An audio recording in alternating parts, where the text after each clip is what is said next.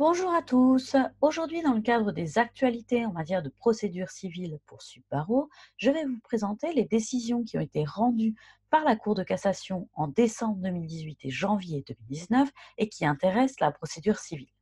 Je vais vous présenter 5 décisions qui sont celles qui ont été publiées par la haute juridiction sur son site internet. Alors, quelles sont ces décisions? Tout d'abord, on a une décision de la deuxième chambre civile du 6 décembre 2018 qui intéresse un bail commercial.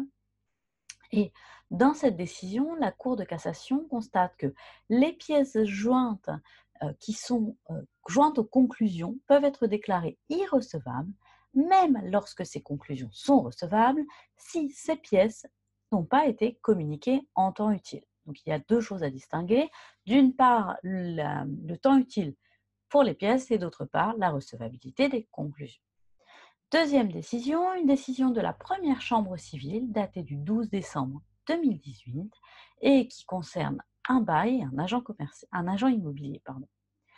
Dans cette décision, au visa des articles 1er, 2222 alinéa 2, 2228 et 2229 du Code civil, la Cour de cassation énonce que la prescription est acquise lorsque le dernier jour du terme est accompli et que les règles de computation des délais de procédure des articles 641 et 642 du Code de procédure civile, qui prévoient que le délai expire à la fin du jour portant le même quantième que celui du point de départ, ne s'appliquent pas en matière de prescription. Donc, dans cette décision, la Cour de cassation nous dit que les délais ne s'appliquent pas, donc les règles de computation des délais, ne s'appliquent pas en matière de prescription. Troisième décision, une décision de la première chambre civile de la Cour de cassation du 19 décembre 2018 en matière d'arbitrage. Alors, c'est une décision extrêmement longue que je vous ai présentée sur ma chaîne ABC Juriste et qui concerne donc, un pan qui a été ajouté cette année en matière de procédure civile, c'est tout le droit de l'arbitrage. Dans cette décision, le problème était lié à la récusation, à la demande de récusation des arbitres. La Cour de cassation précise tout d'abord que si une partie invoque des éléments supplémentaires pour prolonger le délai de demande de récusation, donc elle estime que des éléments nouveaux font que sa demande de récusation peut démarrer à partir de ces éléments nouveaux, ne peuvent être pris en compte que s'il s'agit d'une véritable révélation.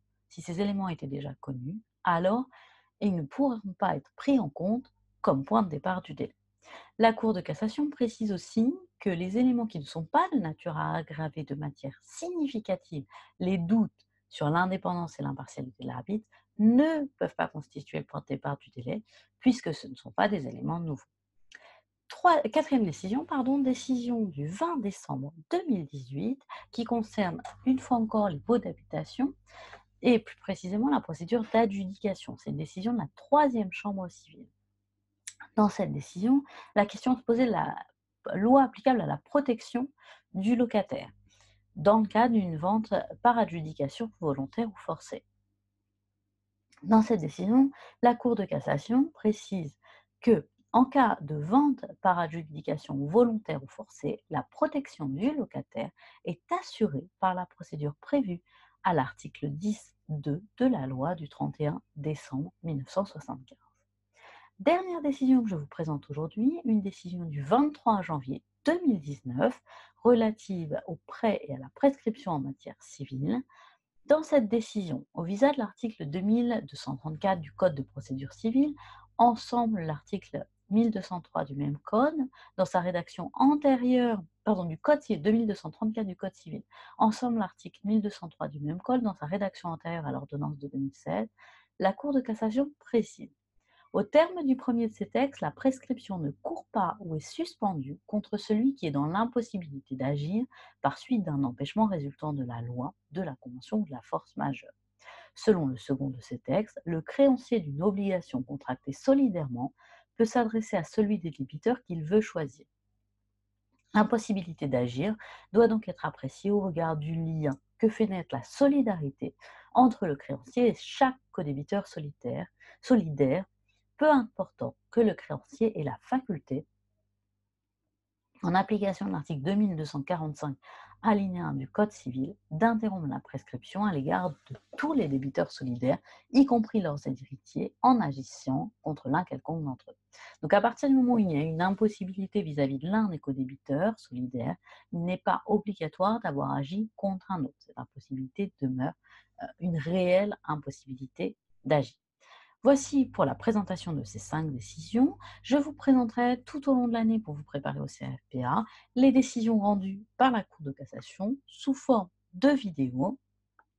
Je vous transmettrai avec les vidéos, évidemment, les liens de ces décisions. Voici pour cette première vidéo d'actualité pour Subparo, et je vous retrouve bientôt pour la prochaine.